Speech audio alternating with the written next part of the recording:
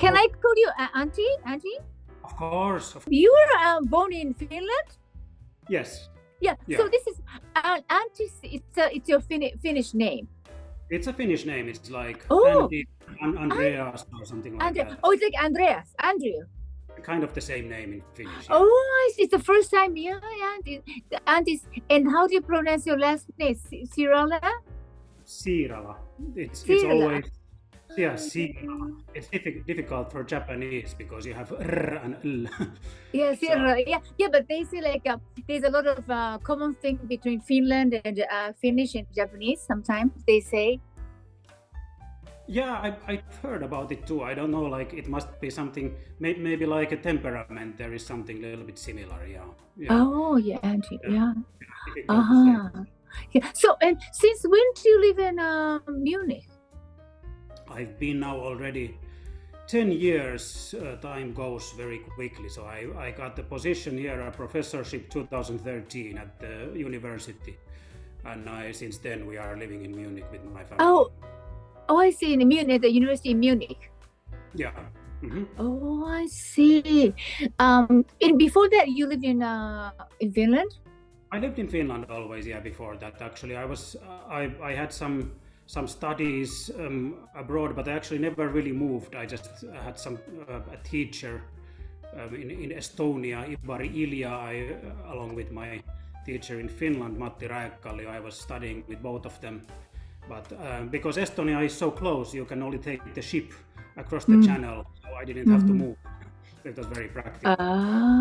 Estonia, yeah. I've never been to Estonia. I just know Latvia, which I went from Sweden by ship long time ago. Right. Very different language and still. Oh, yeah. So, of course, living already 10 years in Munich, it's like for you, like German second language for you already? Well, it should be, but yeah, I mean it's getting better all the time, I think. So I'm able to kind of work and teach and so in German. Of course, German is a very difficult language. So if you want to become expert, you should work quite a lot on it. But yeah, slowly but surely getting a little better. Yeah, and you actually I listened to all of your interpretation by YouTube. I enjoyed it very much. Especially, I really liked when you're playing the Mozart concerto. Mm-hmm. Okay. I don't know. I thought the 482. Not. Okay, right. No. Yeah, and the phrase you make with the Mozart was I thought it's a very, very beautiful, simply beautiful. Yeah, and I really felt this natural beauty through the phrases, how you phrase the Mozart, and very natural, not nice making yourself, but very natural. So I liked everything. But I really enjoy the Mozart the best. Okay, that's nice. Yeah. So do you play like the sonatas also, apart from the concerti? I've played some Mozart, of course, solo Mozart as well. Lately, not so much, but now and then I, of course, include Mozart as well in my programs. But it's I tend to have this. I think my interest goes a little bit always in one direction at the time, so I often play like a certain composer a little bit more and then move elsewhere, but of course try to also keep the balance.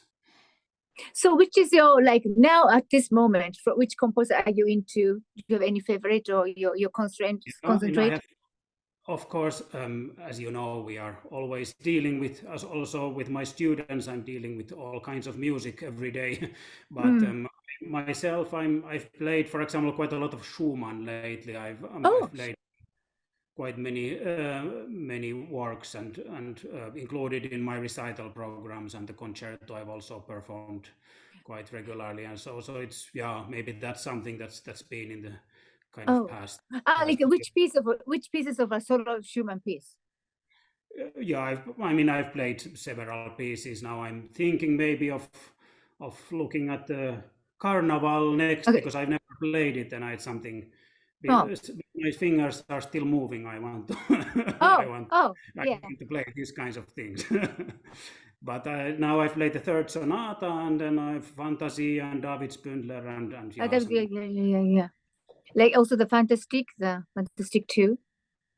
Fantasy-Stücke or Yeah, fantasy. Yeah. yeah, that I played a long time ago. As a teenager, the Yeah. Fantasy-Stücke. Yeah. Oh, so maybe after living in Germany, are you like more interested in like a more German composer? Does it influence you living in Germany? Well, I mean, before moving to Germany, I already played a lot of German music. I did this cycle of complete Beethoven works. Yeah, I listened to that. Yeah, one of the latest one. That's true. Yeah.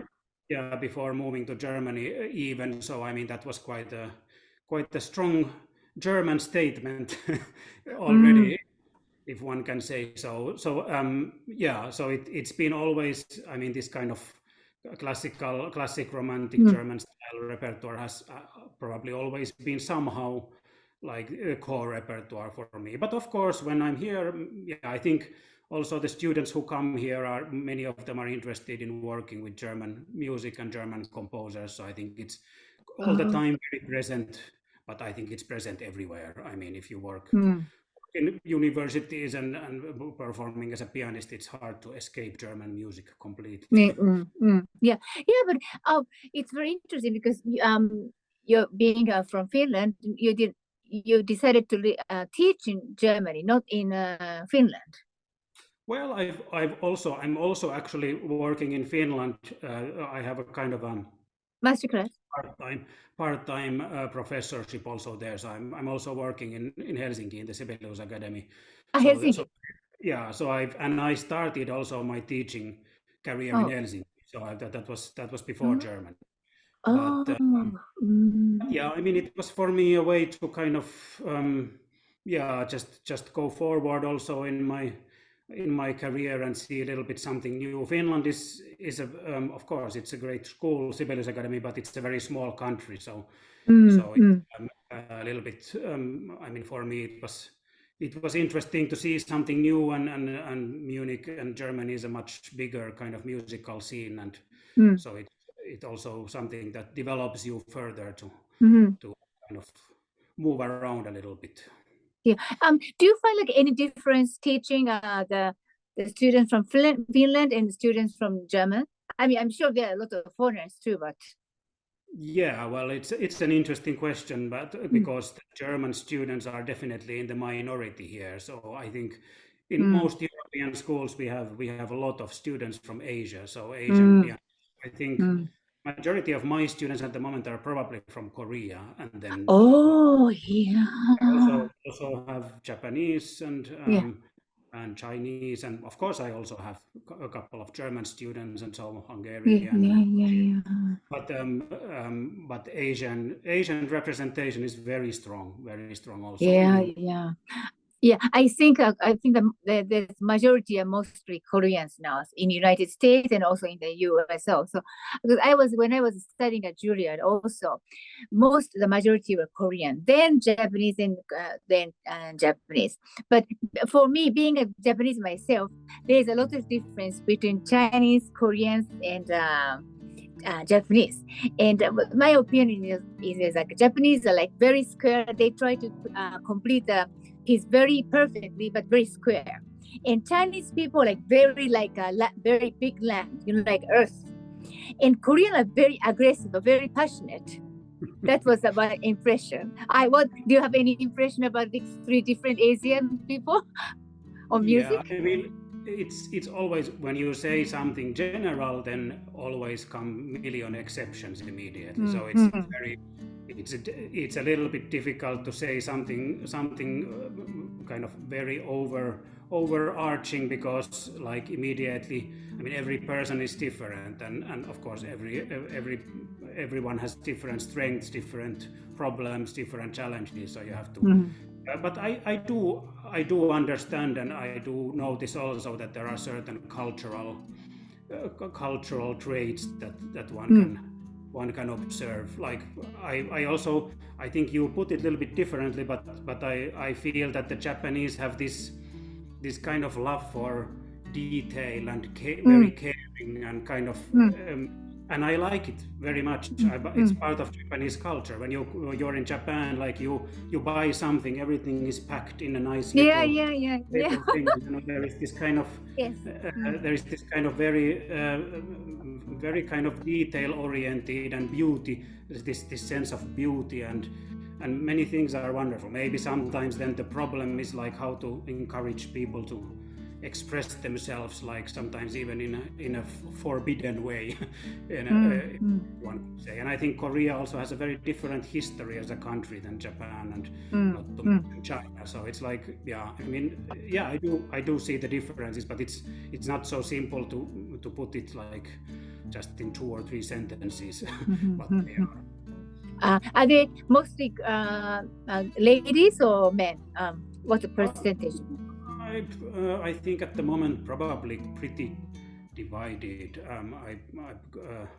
I wouldn't tell you now the exact, maybe it's 60-40 or something like that, but it's really like not one or the other. Oh, I see.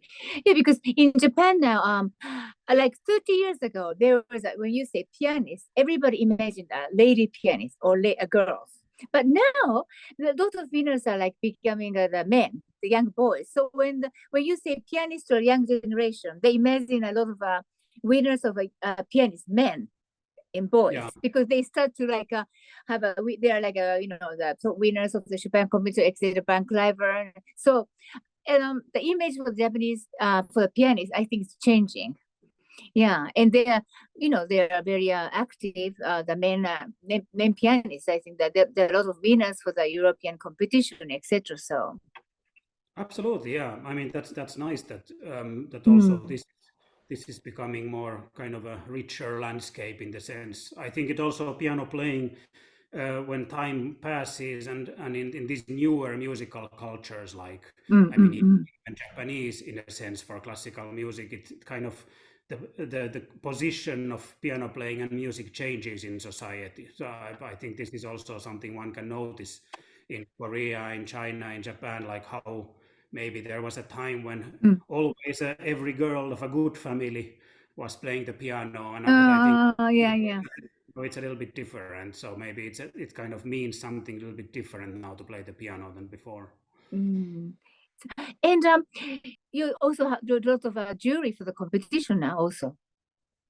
I've done a fair amount of that. I always notice I'm very tired after I come out from the jury, so I try to limit a little bit, so not to be all the time somewhere. But I'm actually going now to Korea now in 1 week and do another jury. But this is now for this year. I think nothing else. So that's.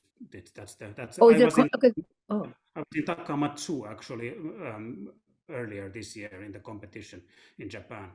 Oh, is this a Korean piano international competition in Korea? Yeah, the Isangyun competition in Korea. It's international competition. Oh, I see. Oh, yeah. And tell me, like I mean, when you say Finland, we imagine Sibelius, but there's other composer, like modern composer now for the piano. Yes, I mean, Sibelius is, of course, is kind of a figure, national figure that's kind of quite overwhelming. But after Sibelius, there has been there is a lot going on, and I think also in the contemporary scene there are many wonderful composers working.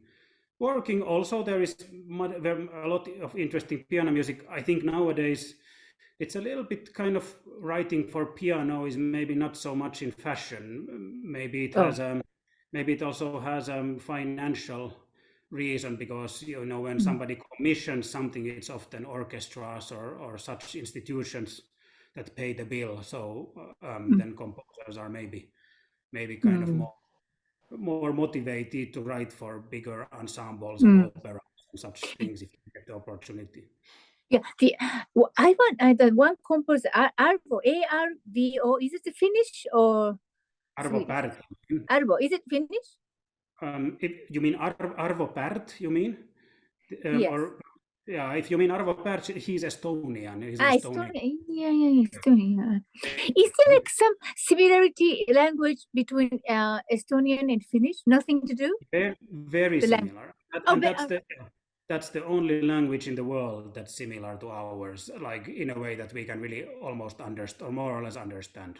Oh, Every Estonian. other language, there is like just very distant connection. Only Estonian, we are kind of brothers and or sisters or. Oh, I see. So let's see the Latvian. It's in Latvia you speak Latvia, right? Like Latvian, yes, but it's again very different.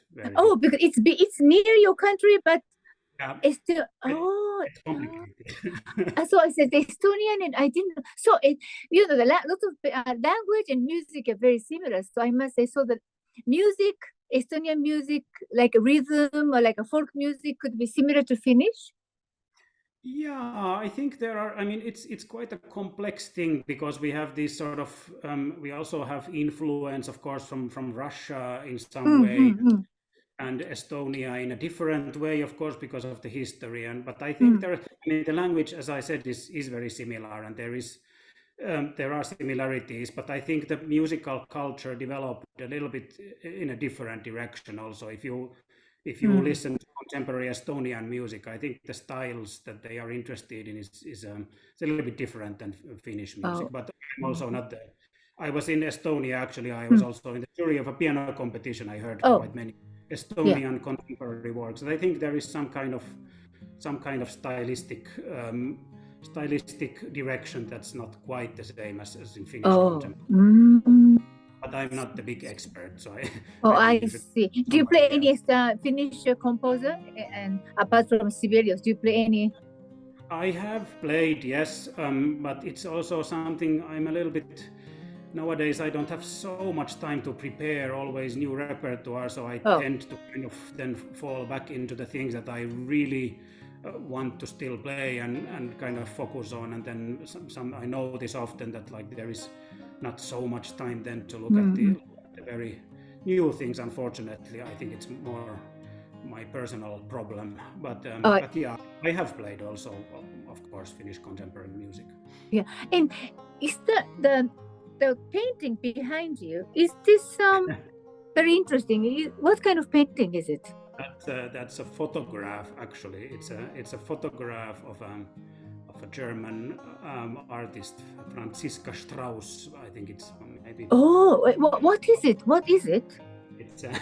It's a dancer. Like it's a dancer, but it's taken with a very long lighting, so it's kind of a little bit blurred. Oh, it's a photograph. It's a photograph, yeah. Oh, it's a dancer. Oh, I see. Yeah. No, because watching it from the far distance, I thought the painting is a Millet, the French painter Millet in the farm. You know what I mean? Yeah, the colors are like I thought, is it like you know? Yeah. Oh, I see. Do you take photographs too? No, that's not my. I enjoy it, but not my talent. Oh, so tell me, do you have any hobbies? Well, I have to say nowadays it's. I have a family, 2 children, and I'm traveling. I have students everywhere, and then I play concerts, and there is like a quite limited time for some serious hobbies. But we have a nice forest just next to our house, so I try to go regularly. Walk there, and I often listen to some podcasts and things like that, kind of for my own time. So I think that's kind of the thing. And then I have to admit I got a little bit into wines during the pandemic. What kind of wine is your favorite? I'd say French. I mean Bordeaux, some Italian, Barolo, and something of a kind of in the last years that started to interest me a little bit more. But of course, one has to be careful not to be too interested. But yeah. So how is a Finnish wine also from Finland? Well, now they're saying that with the climate change, maybe there will be, but at the moment I wouldn't recommend. Oh, really? Oh, no. So what people from Finland, what do they drink? I think nowadays they drink everything with the kind of global market, but yeah, I suppose the traditional thing is kind of vodka and beer. But I think young people have already progressed beyond this. So, and they anyway drink less, so they are. Oh, they I are see. clever. Yeah. And so is your wife from Finland also? My wife is actually originally from Iraq, Oh, but oh. she moved to Germany when she was a kid, when she was 9 years old. So she's practically, I mean, she speaks perfect German and has a German passport. So yeah. So do you speak German with her? Kind of a mixture of German and English, and she even speaks Finnish quite well. I mean, Wow! she lived, Oh, wonderful! Oh, I see. yeah. Is she a musician? Yes, pianist also. Oh, I see. So do you have two pianists living together? How do you get on? Do you sort of do you ever fight? No, not about music so much. No.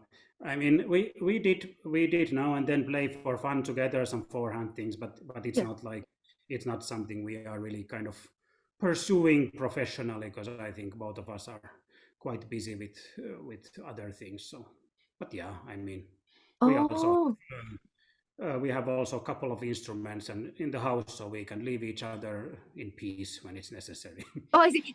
And your kids, do they play any instruments? Yeah, they play also. My older daughter plays the violin, and the younger just did guitar, which was her own choice. Oh, wow, it's a really musical family. So is your example, your wife, was she taking the same, you had the same teacher or something? No, well, nothing.